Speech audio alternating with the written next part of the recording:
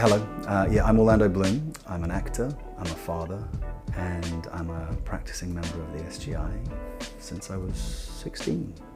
I was living in London, and I was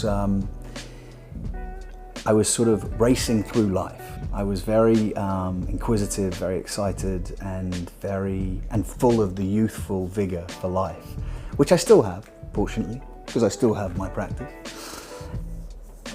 My exams were coming upon me, and for one of my exams I had to paint and draw. I was doing a sculpture exam, and I'd given up painting and drawing at a younger age because I was challenged by one of my earlier teachers, and I was not encouraged in a way so I had given up painting and drawing. And as the exam for sculpture approached, I was told by my teacher that I had to have a 15-hour still life drawing exam, a 15-hour oil painting exam, and a 15-hour, sculpture exam. They were all going to work together, and I had to have paintings and drawings to back up each one of my pieces of art, my sculptures that I had made. And I was just like, I had 2 months to prep this, and David came into my life, my best friend, and so I went every weekend for about 2 months, and I would be in the other room painting. He set me up with an easel, and he was sort of teaching me, and I would hear him in the other room, Nam-myoho-renge-kyo, Nam-myoho-renge-kyo, Nam-myoho-renge-kyo. And one day I just walked into the other room and I said, so what do you do? And he said, well, I'm chanting that you're going to be very successful in your exams and that you're going to have a very successful life. And I said, well, will it help? And he said, yeah. And I said, great. So I got down on my knees and I began to chant. And that was my first encounter with the practice.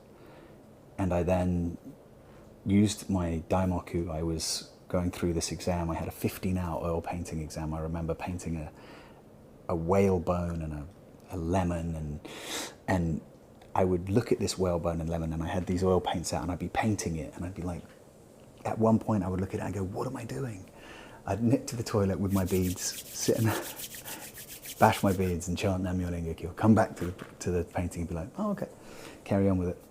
Needless to say, I got, I got one of the highest grades, and they asked if they could keep my work because they wanted to keep it as an example of the highest grade for the next year. And I was like, wow. So there was actual proof for me, and I must say I had this opportunity that was presented to me kind of out of the blue in a really remarkable way, to have a meeting with Daisaku Ikeda, with Sensei, and I was like, wow.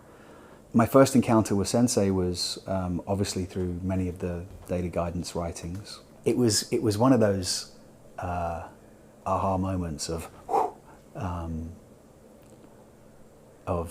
wow, this is meeting my mentor, meeting somebody who I've looked up to so much, and had been studying and reading around.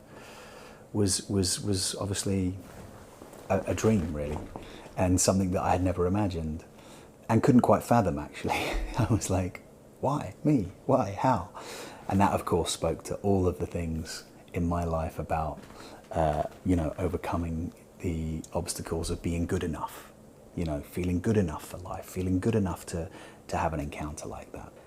It sort of struck me a bit like a thunderbolt, and I bounded off the bus and gave Sensei the biggest hug, and he returned the hug, and then he held me by the shoulders and he clasped his hands around my cheeks, and he sort of woke me up to this moment of we're seeing each other. And I remember I shared a poem that I had written. I gave him a poem that I'd written and for him, and I thought about how I sort of saw my life, and how throughout these years of really unusual circumstances of being a young actor who was really notable and was really thrust into the public eye without the tools to know how to cope often, and how grateful I was for the practice to have been an anchor for me through those years and through that period. And I shared this poem with him, and I remember his seamless interpreter, who was as if she wasn't there at all, said, he responded and he said, "Those sound like my words." And I said, "Well, they probably," and he was quite sort of strict. He was like, "Those sound like my words." And I was like, "Well, yeah, they probably are, because I've just been reading everything and studying you, and you know, that's been a big part of my life." And he was quite strict, and I was quite shocked, and at the same time grateful, and realized in that moment, and I think as many of the moments of our encounter did slowly settle, that it was about authenticity. Sensei's heart and his spirit was just so authentic, and it was so true.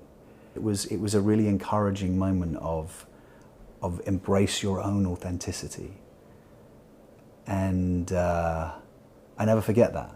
And I recall that Sensei was encouraging me to take the challenge every day, to win. And life is an eternal battle for our success and victory. And I think that as members of the SGI, I recognize more than ever the importance of starting that engine every morning with Daimoku, and embracing the day with the optimism and possibility that Daimoku gives me. That feeling of anything is possible and total victory is the goal. It's about being yourself, and the best version, the most authentic version of yourself, warts and all, really. Because only by excavating through Daimoku and really looking at your life can you reveal the best version of yourself, and have that path to victory continue to present itself.